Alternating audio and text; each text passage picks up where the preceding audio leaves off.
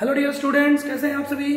मैं जितेंद्र शुक्ला आप लोगों के सामने आया हूं फिर से एक बार ऑनलाइन यूट्यूब पे। टाइम्स शेड्यूल को सब्सक्राइब करना मत भूलिए, ठीक है बच्चों। और Time Public School TPS nursery to 12th जिन पेरेंट्स के बच्चे हैं वो एडमिशन ले सकते हैं। बच्चों एडमिशन अभी तो स्टार्ट हमने नहीं किए हैं, कोरोना की वजह से कोविड-19 का इन्फेक्शन अभी हो रहा है बहुत तेजी से बच्चों, इसलिए हम सुरक्षा को देखते हुए क्लासेस भी स्टार्ट नहीं कर रहे हैं टाइम्स में 9 to 12th, और स्कूल में भी कोई एडमिशन अभी नहीं दे रहे हैं बच्चों। 15 डेज बाद हम एडमिशन स्टार्ट करेंगे जब गवर्नमेंट के ऑर्डर्स आ जाएंगे और खतरा बच्चों पे नहीं होगा, ठीक है बच्चों।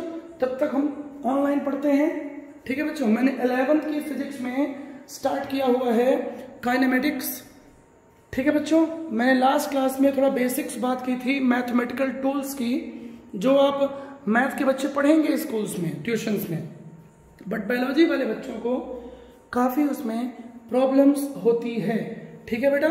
सो अब थोड़ा सा हम पढ़ने वाले हैं, पहली बात करेंगे काइनेमेटिक्स की, translatory motion, rotational motion, vibrational motion. थोड़ा बच्चों हम बात करने जा रहे हैं कुछ मैथमेटिकल कंसेप्ट की और, ठीक है।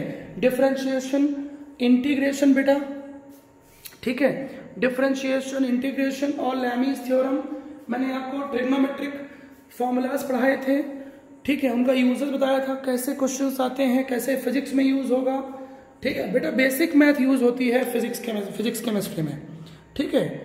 आपको हायर मैथ्स नहीं पढ़नी है, ठीक है। वो तो मैथ्स वाले बच्चे पढ़ेंगे जो जेई और जेई की स्टडी करेंगे, ठीक है बेटा। चलिए सो हम लैमीज थ्योरम पे आते हैं।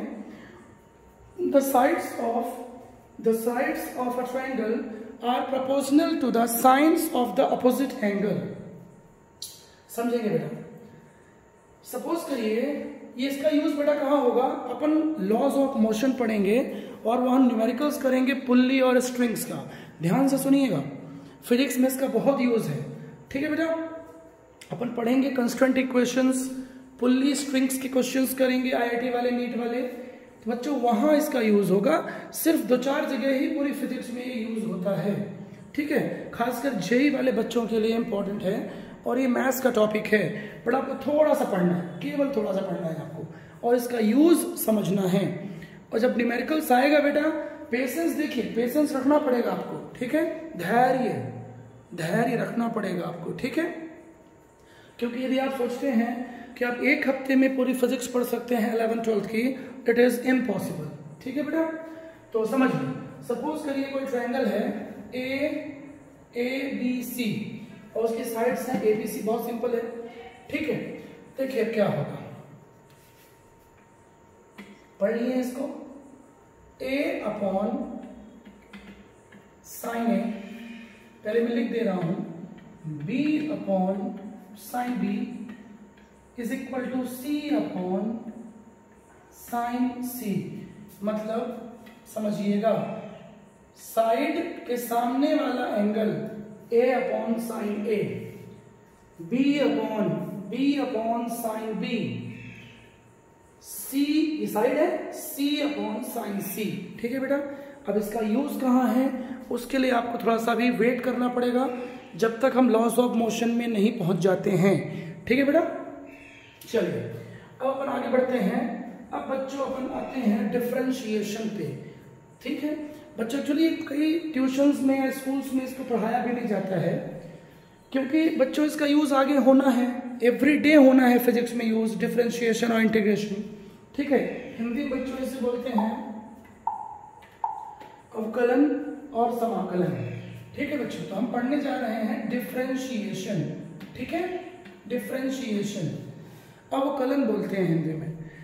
तो बच्चों डेली इसका फिजिक्स में यूज होना है और खाली बेसिक यूज होना है। वैसे तो ये बहुत लार्ज यूनिट है मैथ्स में, कैलकुलस, ठीक है। डिफरेंशियल कैलकुलस आप पढ़ेंगे मैथ्स में, बहुत ही बड़ी यूनिट है वो। तो वो जेई वाले, आईआईटी जेई वाले बच्चे पढ़ेंगे, बायोलॉजी वाले बच्चों को नहीं पढ़ना है। सिर्फ आपको 5 या 6 फॉर्मूले समझने हैं बस, ठीक है बेटा। तो जल्दी से इसको पढ़ लेते हैं, फिर काइनेमेटिक्स अपन स्टार्ट करेंगे, और जब इसका फिजिक्स में यूज होगा तो मैं आपको बताऊंगा। जल्दी ही यूज होने वाला है काइनेमेटिक्स में, ठीक है बेटा। अवकलन तो बच्चों समझेंगे, dy/dx से इसे डिनोट करते हैं, एक्सप्रेस करते हैं। स्मॉल डी, ध्यान रहे कैपिटल डी यूज नहीं होगा। स्मॉल डी मैं बच्चों बहुत इजी मेथड से बता रहा हूं, हिंदी मीडियम के बच्चों को भी आएगा। Small D upon D x. बच्चों एक्स जरूरी नहीं है, एक्स के रिस्पेक्ट में हम डिफरेंशिएशन करेंगे। क्वेश्चन में टाइम बोलेगा तो x replaced by small T. ठीक है बेटा, ये एक्स और टी क्या शो कर रहा है? एक्स और टी क्या शो कर रहा है बेटा? एक्स और टी शो कर रहा है बच्चों कि एक्स या टाइम के रिस्पेक्ट में आपको डिफरेंशिएशन करना है। ठीक है बेटा, बहुत समय मैं इस टॉपिक पे नहीं दूंगा क्योंकि आगे इसका यूज होना है। ठीक है, अपन इस पर रिसर्च नहीं करेंगे। चलिए, मैथ्स के टीचर का काम है, वो आपको मैथ्स में पढ़ाएंगे। हाँ बेटा, तो एक्स के रिस्पेक्ट में या टाइम के रिस्पेक्ट में डिफरेंशिएशन हो रहा है। अब इसका फिजिकल मीनिंग समझिए। जैसे हम लिखते हैं, सपोज करिए d y by d x. ठीक है बेटा, यदि हम d y by d x लिखते हैं, d y by d x लिखते हैं, ठीक है बेटा बच्चों, तो कैमरा कर रहा हूं adjust, d y by d x लिखते हैं बेटा, तो इसका मतलब है एक्स के रिस्पेक्ट में वाई का डिफरेंशिएशन हो रहा है। ठीक है, और इसको ऐसा ही पढ़ा जाता है, ध्यान से सुनिएगा डेफिनेशन में। क्या? Rate of change of y, rate of change of y with respect to x. WRT मतलब विथ रिस्पेक्ट टू, मतलब x के सापेक्ष y के परिवर्तन की दर। ये बार बार अपन पढ़ेंगे, अपन जल्दी ही पढ़ने वाले हैं। Velocity is equal to ds by dt, ये फॉर्मूला आएगा। Rate of change of displacement, rate of change of displacement called velocity, हम आगे पढ़ने वाले हैं। तो बच्चों ध्यान दो, यहाँ पे क्या लिखा हुआ है? ds अपॉन dt लिखा हुआ है। इसका मतलब क्या हुआ? डिफरेंशिएशन हो रहा है। किसका हो रहा है? s का हो रहा है। किसके रिस्पेक्ट में हो रहा है? t के रिस्पेक्ट में हो रहा है। तो बच्चों बहुत डिफिकल्ट नहीं है, ठीक है, बहुत ध्यान से पढ़ेंगे। चलिए, इतना क्लियर हो गया है। तो इसका मतलब क्या हुआ? रेट वर्ड क्यों आया? क्योंकि समझिएगा टाइम के रिस्पेक्ट में s चेंज हो रहा है। ठीक है, बात समझ में आ रही है। सिमिलरली यहाँ y चेंज हो रहा है, किसके रिस्पेक्ट में? x के रिस्पेक्ट में। चलिए फटाफट आगे बढ़ते हैं। हाँ जी बच्चों, तो अब आते हैं इसके फॉर्मूले में। आपको सिर्फ फॉर्मूला ही पढ़ना है। तो सबसे पहला फॉर्मूला आता है बेटा, मैथ्स में x ही लिया जाएगा ना, मैथ्स में, बट फिजिक्स में हमेशा x नहीं आएगा बेटा। ठीक है, बताता हूँ, आगे ध्यान दीजिए, बताता हूँ। सपोज कोई क्वांटिटी है, कोई फिजिकल क्वांटिटी है, बच्चों ध्यान रखिएगा, मैं यहाँ फिजिक्स का डिफरेंशिएशन पढ़ा रहा हूँ, मैथ्स का नहीं। ठीक है, आपको सिर्फ बेसिक पढ़ना है। सो C सपोज करिए इनवेरिएबल है, कांस्टेंट है, एब्सोल्यूट कांस्टेंट है, स्थिरांक है। कांस्टेंट का मतलब बेटा होता है कि ऐसी कोई फिजिकल क्वांटिटी जिसकी वैल्यू चेंज नहीं हो रही है समय के साथ, स्थिर है। Constant means daily physics chemistry में आएगा, कांस्टेंट मींस बच्चों वैल्यू चेंज ना होना। ठीक है बेटा, वैल्यू चेंज ना होना, इस बात को अच्छे से समझेंगे। क्लियर है बेटा, आगे बढ़ते हैं। पहला कंसेप्ट है बच्चों, कोई भी कांस्टेंट आ जाए और उसका डिफरेंशिएशन भी हो रहा है। फिजिक्स के बच्चों कांस्टेंट क्या है? जिसकी वैल्यू चेंज ना हो रही हो, जीरो। मतलब कांस्टेंट का डिफरेंशिएशन बेटा हमेशा जीरो होगा। ठीक है, अब मैं आपको फिजिक्स का एग्जांपल लेके समझाता हूं। जैसे हम फिजिक्स में आगे पढ़ने वाले हैं यूनिवर्सल ग्रेविटेशनल कांस्टेंट। अब यदि बच्चों टाइम के रिस्पेक्ट में इसका, मैंने ध्यान दीजिए, मैंने एक्स नहीं लिया, एक्स जरूरी नहीं है बेटा, है ना, फिजिक्स में कुछ भी आएगा, मोस्टली तो टाइम ही आएगा। टाइम के रिस्पेक्ट में हम कैपिटल जी को डिफरेंशिएट कर रहे हैं बेटा, तो ये 0 हो जाएगा। क्यों 0 हो गया? क्योंकि कोई भी कांस्टेंट वैल्यू का डिफरेंशिएशन 0 होता है। ठीक है, दूसरी बात समझेंगे।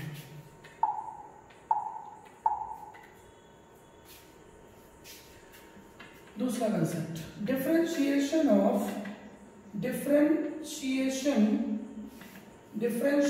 Of maximum value always 0। किसी भी अधिकतम मान का अवकलन शून्य होता है। कैसे? ये आगे फिजिक्स में यूज होगा। मैं आपको फिजिक्स ध्यान रख के ही बेटा पढ़ा रहा हूं। सपोज करिए आगे क्वेश्चन में बोलेगा 12th की फिजिक्स में कि दो चार्जेस के बीच फोर्स काम कर रहा है और वो फोर्स मैक्सिमम है। ठीक है, तो चार्ज आवेश Q के रिस्पेक्ट में फोर्स का डिफरेंशिएशन 0 होगा। कांस्टेंट की वजह से 0 नहीं हो रहा बेटा, क्योंकि ये मैक्सिमम है। क्वेश्चन में बोला है मैक्सिमम, यहां भी लिख दीजिए मैक्स। तो मैक्सिमम वैल्यू का डिफरेंशिएशन 0 लिया जा सकता है। और बेटा मिनिमम का भी बहुत नेग्लिजिबल वैल्यू है तो उसका भी डिफरेंशिएशन लिया जा सकता है। चलिए, ये छोटी छोटी बातें हैं। ठीक है बेटा, तो कांस्टेंट का डिफरेंशिएशन 0 होता है और मैक्सिमम का, जो बहुत कॉमन है फिजिक्स में, ठीक है, 0 होता है। आगे बढ़ते हैं। ऐसे ही बेटा बोलेगा कि ग्रेविटेशनल फोर्स मैक्सिमम है 2 मासेस के बीच, बिटवीन 2 पार्टिकल्स, 2 कणों के बीच। ठीक है, तो मैक्सिमम वैल्यू का डिफरेंशिएशन मास के रिस्पेक्ट में, द्रव्यमान के रिस्पेक्ट में क्या कर देंगे आप? 0 कर देंगे। Is that clear? चलिए आगे बढ़ते हैं। तेरे मेरे होठों पर, हाँ जी, अब आता है सबसे इंपॉर्टेंट डिफरेंशिएशन। मीठे मीठे गीत मितवा, आगे आगे चले हम, पीछे पीछे तुम, आगे बढ़ो। हाँ जी, समझिए। तो x की पावर n का हमको करना है डिफरेंशिएशन। इसका मतलब ये है कि कोई भी ऐसी क्वांटिटी है जिसमें कुछ ना कुछ पावर है। वो पावर पॉजिटिव भी हो सकती है, +2, -2, कुछ भी हो सकती है, व्हाटएवर। ओके, सो बच्चों बहुत सिंपल फॉर्मूला है। डिफरेंशिएशन हो गया, d/d का मतलब डिफरेंशिएशन x के रिस्पेक्ट में हो रहा है। ठीक है बेटा, और उसी का फंक्शन है, समझिएगा, nx n-1। ठीक है, समझिए। अब इसको याद कैसे करना है? पावर का सामने मल्टीप्लाई और पावर में एक सब्सट्रैक्ट कर दीजिए। ठीक है, मैं आपको एग्जांपल दे रहा हूं। d/dx, हम x की पावर -2 को डिफरेंशिएट कर रहे हैं। -2 का सामने मल्टीप्लाई, -2 में अपने से एक माइनस कर दीजिए, -2 आ जाए। ठीक है बच्चे लोग, आगे बढ़िए। क्लियर है? हाँ जी, नेक्स्ट।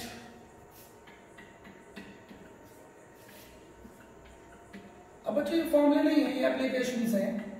अब मैं कांस्टेंट को ही फिर से ले रहा हूं। सपोज करिए 2 वैल्यूज हैं c एंड u, x के रिस्पेक्ट में हमको डिफरेंशिएशन करना है। और बच्चों इसमें c क्या है? इनवेरिएबल है। इनवेरिएबल मीन्स कांस्टेंट है, स्थिरांक है, अपरिवर्तित है, वैल्यू इसकी चेंज नहीं हो रही है। ठीक है बच्चों, जब क्या होगा समझिएगा, कांस्टेंट बाहर आ जाएगा। ये ध्यान से समझिएगा। ठीक है बेटा, कांस्टेंट का डिफरेंशिएशन, ठीक है, कांस्टेंट वैल्यू बाहर आ जाएगी, मल्टीप्लाई में है तो, ठीक है, प्लस में होता बेटा तो ऐसा नहीं होगा। ठीक है, हालांकि इसको याद करने की जरूरत नहीं है, आप इसे मत याद करिए। अभी कुछ देर बाद हम पढ़ने वाले हैं डिफरेंशिएशन ऑफ मल्टीप्लाई मतलब प्रोडक्ट, दो भौतिक राशियों के बीच गुणा है, मल्टीप्लाई है ना, तो अभी हम इसका फॉर्मूला पढ़ने वाले हैं। बट फिर भी यदि आपको समझ में आ जाए, इनटू में यदि है कांस्टेंट तो वो कांस्टेंट बाहर आ जाएगा, जीरो नहीं होगा यहाँ पे। और दूसरा फंक्शन, फर्स्ट फंक्शन बोलेंगे इसे, और रीड करते हैं मैथ्स में, और सेकंड फंक्शन, ठीक है बेटा। तो फर्स्ट फंक्शन बाहर आ जाएगा और दूसरे फंक्शन का डिफरेंशिएशन होगा, अवकलन होगा, क्लियर है। यदि फर्स्ट क्वांटिटी क्या है, डिफरेंशिएशन है, ठीक है। एग्जाम्पल समझिए,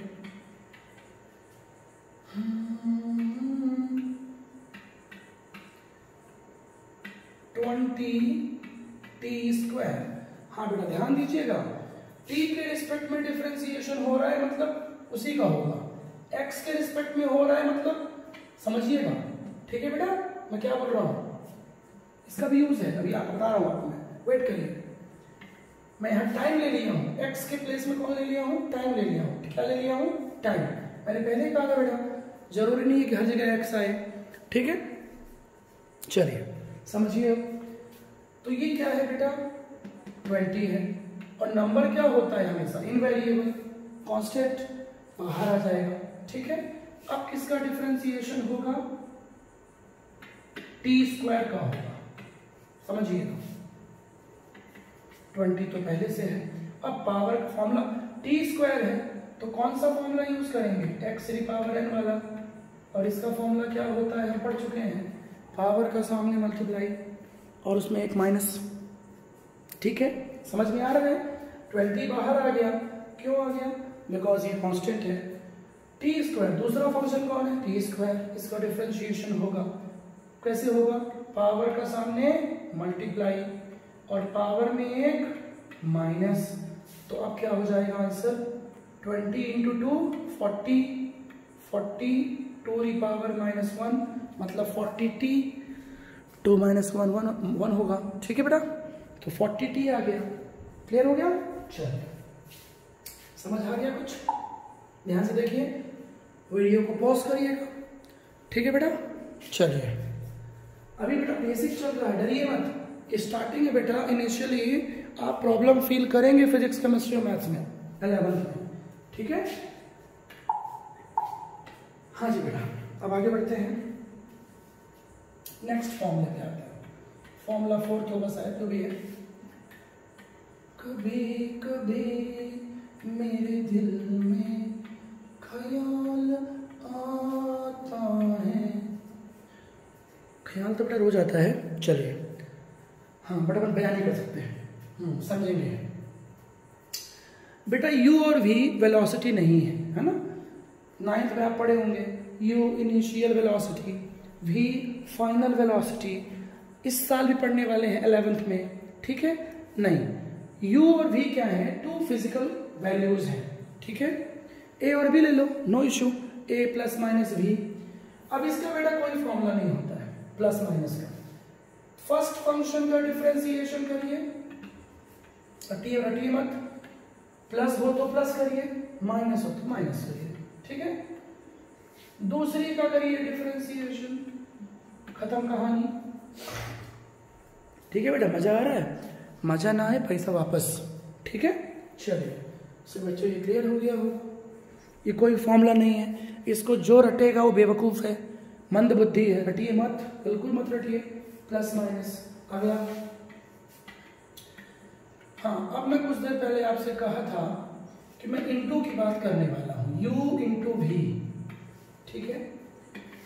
इसमें आपको थोड़ा सा दिमाग लगाना पड़ेगा, इनटू के केस में मैंने cu लिया था ना, समझिएगा, मत याद करिए cu वाला, इसके पहले मैंने पढ़ाया था ना differentiation of cu, where c constant, ठीक है, नहीं पढ़िए उसको, इसको ध्यान दीजिए। इनटू कभी भी आ जाए तो फर्स्ट फंक्शन बाहर निकल जाता है और दूसरे का धक्का पेल डिफरेंशिएशन हो जाता है, और फिर दूसरा फंक्शन बाहर आ जाता है और फिर पहले का धक्का पेल डिफरेंशिएशन हो जाता है, ठीक है। देखिए ध्यान से, u बाहर आया, दूसरे फंक्शन का, सेकेंड फंक्शन का डिफरेंशिएशन, फिर दूसरा फंक्शन बाहर आया, फर्स्ट फंक्शन का डिफरेंशिएशन, समझिए। ठीक है, क्लियर हुआ?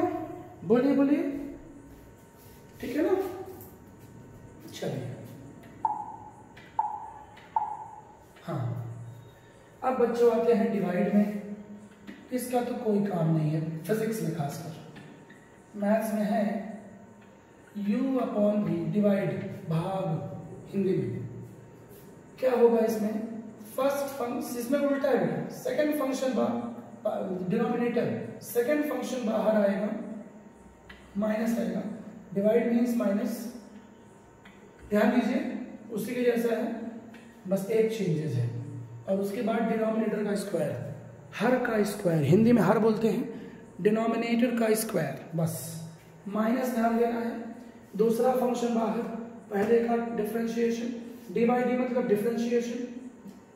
ठीक है बच्चों, फिजिक्स में इसका कहीं यूज नहीं है, बहुत रेयर यूज होगा ये। ठीक है, खासकर 11th 12th बोर्ड और नीट में, हाँ जेई में कई बार यूज हो जाएगा। ठीक है बेटा, चलिए अब आगे बढ़ते हैं।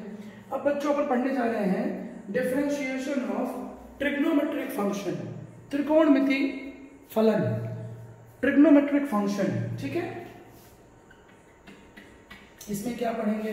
Sine cos tan, differentiation of sine x, बच्चों ये हो जाएगा कॉस एक्स, ये आपको याद करना पड़ेगा फिजिक्स में। ठीक है बेटा, ये आपको जरूर याद करना पड़ेगा। अगला डिफरेंशिएशन ऑफ कॉस एक्स, ये हो जाएगा माइनस साइन एक्स, ये थोड़ा सा आपको याद करना पड़ेगा। अब बच्चों एक खास बात है, इसके बाद हम पढ़ने वाले हैं इंटीग्रेशन, जो कि इसका ऑपोजिट होता है, विपरीत होता है। तो जब डिफरेंशिएशन बच्चों बनने लगेगा आपको, तो इंटीग्रेशन अपने आप बनने लगेगा। ठीक है, next D by d x ten x, ten का होता है बेटा सेक स्क्वायर एक्स, ये भी बहुत रेयर यूज होगा, नीट में जे में यूज होगा, 11th 12th में रेयर यूज होगा। ठीक है बेटा, क्लियर है? अब इसके बाद सेक और कॉसेक भी करना है आपको। ठीक है, बट सेक और कॉसेक बच्चों फेमस नहीं है, बुक में दिया है, आप बुक से याद कर लेना, मुझे भूल जाता है। ठीक है बेटा, चलिए आगे बढ़ते हैं। सेक एक्स का होता है sec x dot cos, sec x cosec x. ठीक है बेटा, तो ये पढ़ लेना। ठीक है, क्लियर है? बात समझ में आ रही है? ऐसे कॉट का भी होता है। ठीक है, तो फेमस नहीं है, फिजिक्स में ज्यादा यूज नहीं है इनका, इसलिए मैं इनको एक्सप्लेन, जो फेवरेट्स हैं जिनका फिजिक्स में यूज है मैंने आपको पढ़ा दिया। ठीक है, चलिए सेक कॉट कॉसेक आप खुद से फॉर्मूले बुक में दिए हुए हैं, फ्रंट पेज में स्टार्टिंग में चैप्टर के पढ़ लीजिए। चलिए अपन मेन टॉपिक स्टार्ट करें बेटा। हाँ, तो बच्चों ये हो गया बेसिक डिफरेंशिएशन। ठीक है, अब आते हैं कुछ डिफरेंट केसेस में। हाँ, D by d x E power x, अब बच्चों यहां आपको समझना पड़ेगा, इसका यूज होता है फिजिक्स में, न्यूमेरिकल्स में, नीट में भी, जेई में भी, बोर्ड में भी। बच्चों इसका कोई डिफरेंशिएशन नहीं होता है, सेम वैल्यू। यदि e की पावर कुछ आ गई, ठीक है बेटा, e की पावर कुछ भी आ गई, स्मॉल e का नाम क्या है? Exponential, exponential coefficient, exponential coefficient. ठीक है बेटा, एक्सपोनेंशियल कोफिशिएंट। ठीक है बच्चों, क्लियर है?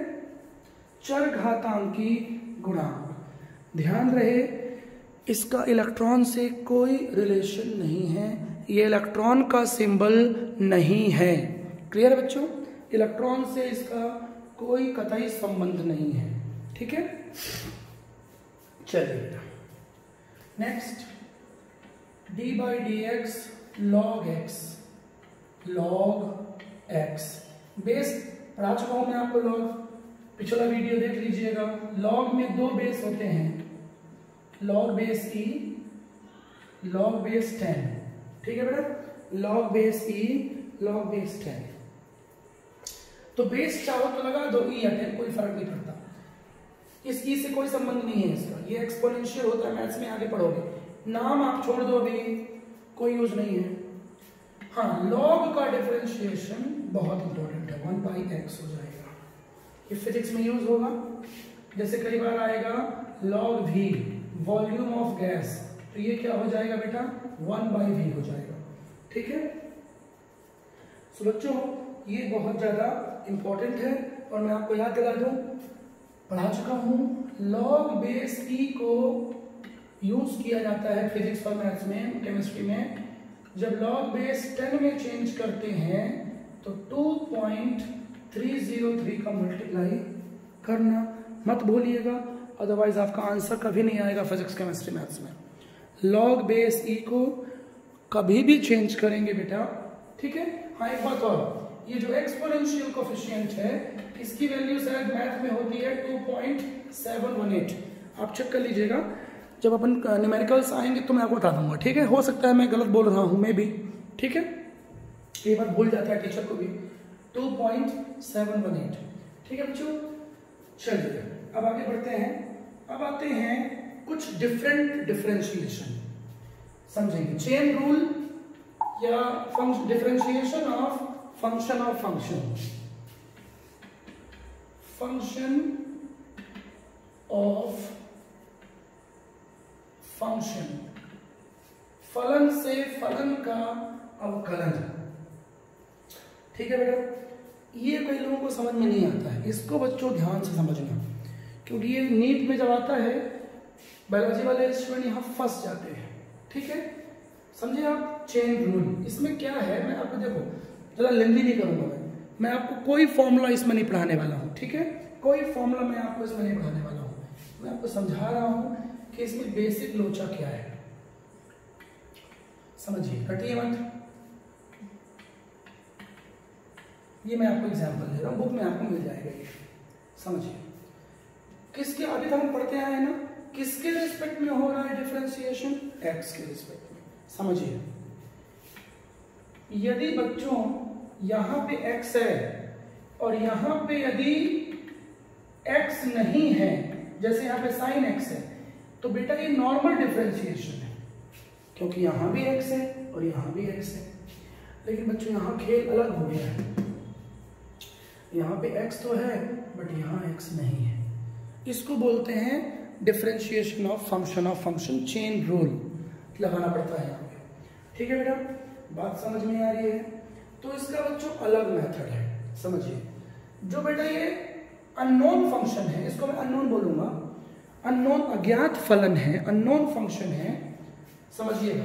अब आप सीधे इसका आंसर आप cos u नहीं बोल सकते हो, कुछ देर पहले हमने क्या पढ़ा था, समझिए, पहले हम ही पढ़ चुके हैं, differentiation of sin x is equal to cos x। sin x का बच्चों अवकलन cos x हो जाता है, sin x का अवकलन cos x हो जाता है, बट बच्चों ये नॉर्मल डिफरेंशिएशन है, समझिए। यहाँ पे x है, यहाँ पे भी x है, यहाँ t है तो यहाँ भी t है, समझिए। ये मैं बहुत आपको समझा रहा हूँ इजी मेथड से। डिफरेंशिएशन ऑफ sin t बच्चों ये नॉर्मल है, इसका आंसर cos t हो जाएगा, क्योंकि t के रिस्पेक्ट में हो रहा है डिफरेंशिएशन, और यहाँ पे t है।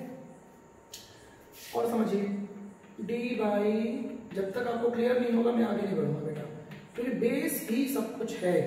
बुक में बच्चों लेंदी लैंग्वेज में गिव दिया रहता है अपने हिसाब से, ठीक है। टीचर का काम होता है उसको इजी करना, ठीक है बच्चों। बच्चे उलझे रहते हैं, हर चीज रटते रहते हैं लाइन से, 1 by 1, ऐसा नहीं करना है आपको। सेलेक्टिव पढ़िए, कंसेप्ट को समझिए। यहाँ थीटा है बेटा, यहाँ भी थीटा है, सो ये नॉर्मल डिफरेंशिएशन है, ठीक है। यहाँ cos थीटा होगा तो ये हो जाएगा माइनस साइन थीटा, पढ़ चुके हैं अपन। tan होगा तो क्या हो जाएगा sec स्क्वायर x, ठीक है, sec स्क्वायर x। अब ये देखिए यहाँ प्रॉब्लम है, हटा रहा हूं मैं इसको, समझिए।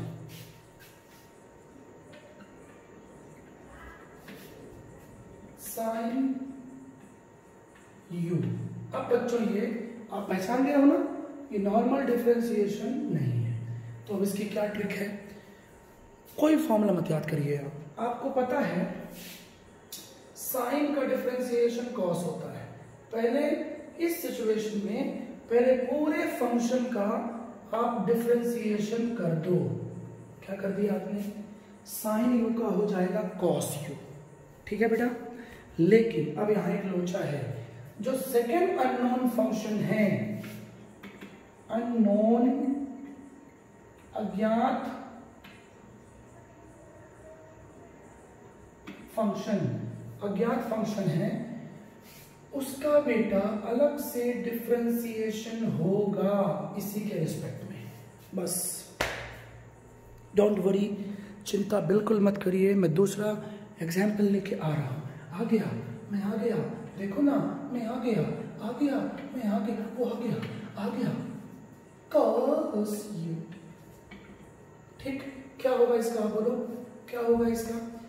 cos का होता है minus sine, very good, minus sine u। अब ये अननोन फंक्शन है, यहाँ x है, यहाँ x नहीं है, ठीक है। तो क्या होगा, डी यू बाई dx। समझ में आया बच्चों। यदि मान लो u के प्लेस में x स्क्वायर है, तो बच्चों ये भी फंक्शन ऑफ फंक्शन है, क्योंकि cos x स्क्वायर हो जाएगा, sin x स्क्वायर हो जाएगा। समझो, x है तो यहाँ x होना चाहिए था, ठीक है। मैं बता रहा हूं आपको, जैसे मान लो अपन ये क्वेश्चन सॉल्व करते हैं, तब क्या होगा, सबसे पहले cos का हो जाएगा माइनस साइन, पूरे का डिफरेंशिएशन हो गया, ये कांस्टेंट रहेगा यहाँ पे आ गया। अब क्या होगा, ये भी अननोन फंक्शन है, क्योंकि यहाँ पे x है तो यहाँ पे x होना था, यहाँ y है तो यहाँ y होना था, यहाँ t है तो यहाँ t होना था, यहाँ x स्क्वायर है, इसलिए ये भी अननोन फंक्शन माना जाएगा। तो अब क्या होगा, इसका क्या होगा, x स्क्वायर का अलग से डिफरेंशिएशन होगा। तो इन ब्रैकेट मत लगाओ, ठीक है, यहाँ पे लगा दो ब्रैकेट। चलिए, तो माइनस साइन एक्स स्क्वायर। अब एक्स स्क्वायर का डिफरेंशिएशन तो आप पढ़ चुके हो, पावर आ जाए तो क्या होना है, पावर का सामने मल्टीप्लाई और उसमें एक माइनस, 2x 2 माइनस 1, तो आंसर आएगा बेटा minus sine x square 2x। Clear हुआ बेटा। तो बच्चों ये हो गया डिफरेंशिएशन। समझ में आया कि नहीं आया, बोलिए। क्लियर हुआ बेटा। ठीक, एक दो एग्जाम्पल अपन और ले लेते हैं। चलिए आगे बढ़ते हैं,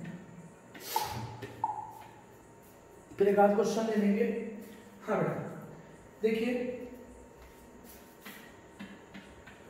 6 log base e x minus root x plus 10। आपने को बच्चों इसका डिफरेंशिएशन करना है। पीला पीला खराब दिख रहा है क्या? चलिए कलर चेंज करके देखते हैं। हाँ, अब ठीक दिख रहा होगा, पीला पीला। पीला पीला मतलब मॉर्निंग वाला कलर है ना। चलिए, तो बच्चों प्लस माइनस ध्यान दो, ठीक है, कोई फर्क नहीं पड़ता बच्चों, तीनों का डिफरेंशिएशन होगा क्योंकि प्लस माइनस है। पहले इसका करिए, फिर इसका करिए, फिर इसका करिए, ठीक है। और तीनों के पहले डी बाई डी एक्स लिखोगे, मैं नहीं लिख रहा हूं, ठीक है, मैं सीधे कर रहा हूं, ठीक। 6 तो बाहर आ जाएगा, ठीक है बेटा।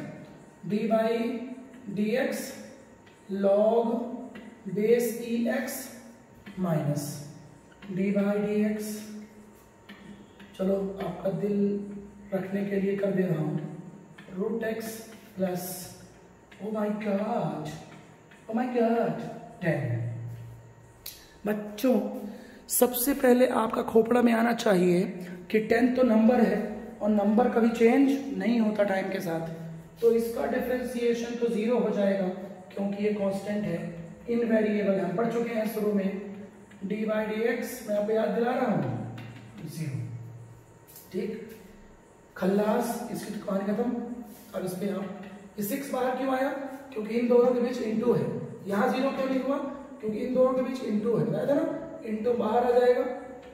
मैंने आपको ये एग्जाम्पल, ये फॉर्मूला मैंने आपको लिख लिया, कोई फॉर्मूला नहीं था, वो मैंने आपको पपलू बनाया था, ये कोई फॉर्मूला नहीं था, ठीक है। 6 log EX का डिफरेंशिएशन मैं क्या 1/x। अब रूट एक्स का मतलब क्या है, x की पावर हाफ है, तो क्या होगा, पावर का सामने मल्टीप्लाई, पावर हाफ है, और 1/2 -1, पता है ना फॉर्मूला, पावर का सामने मल्टीप्लाई और पावर में एक माइनस, आ गया आंसर, खत्म, खल्लास। समझ में आया, बोलिए x -हाफ, ठीक। तो ये हो गया बेटा इस क्वेश्चन का सॉल्यूशन, ठीक है। क्लियर हुआ क्या, ठीक है बच्चों। चलिए अब आगे बढ़ते हैं, दूसरा एग्जांपल ले लीजिए।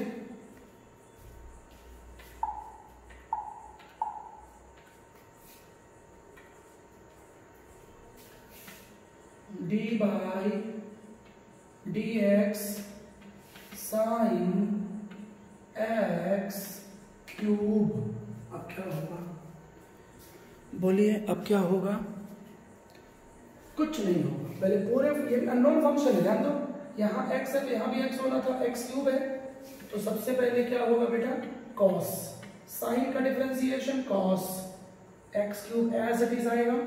अब क्या होगा, इनटू दूसरा फंक्शन अननोन है, कौन है unknown, x cube, d/dx x cube. अब मैं ना बोलूं कुछ बोलूं, समझो,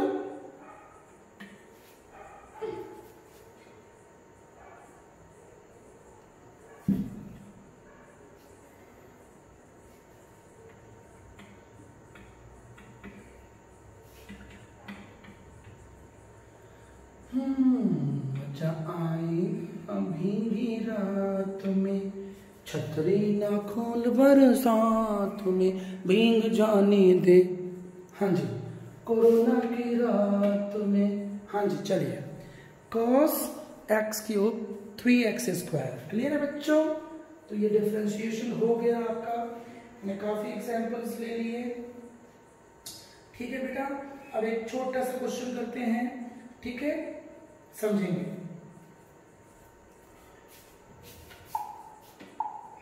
क्वेश्चन देखिए, a spherical ball,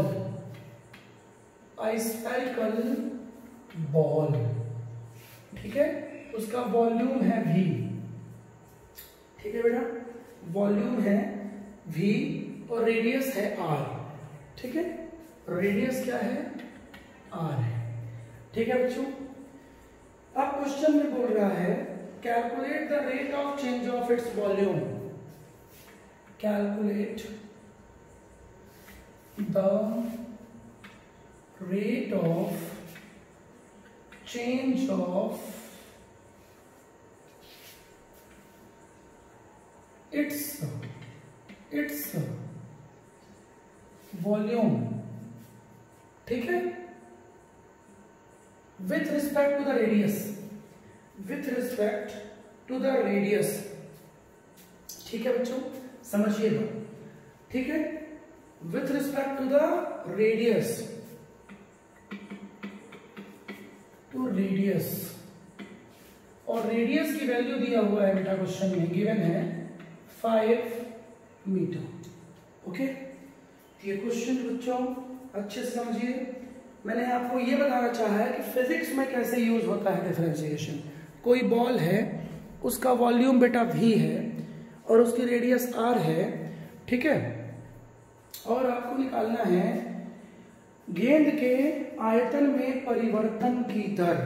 ध्यान से सुनिएगा, जो मैं कंसेप्ट पढ़ाता हूं बेटा मैं उसी का यूज करता हूं फिर आगे, समझो। तो बच्चों मैंने आपको पढ़ाया था फिजिकल मीनिंग ऑफ डिफरेंशिएशन, याद है, जैसे d/dx लिखा हुआ है, क्या मतलब है इसका, rate of change of y, हम इसको क्या पढ़ेंगे, rate of change of y with respect to x, इसको हम क्या पढ़ेंगे, rate of change of y with respect to WRT with respect to x, x के सापेक्ष y के परिवर्तन की दर। ठीक है बेटा, y के परिवर्तन की दर, बात समझ रहे हैं? y के परिवर्तन की दर। ठीक है बच्चों, तो समझिए। तो यहां पे क्या बोला है, rate of change of volume, मतलब हमको क्या फाइंड करना है। अरे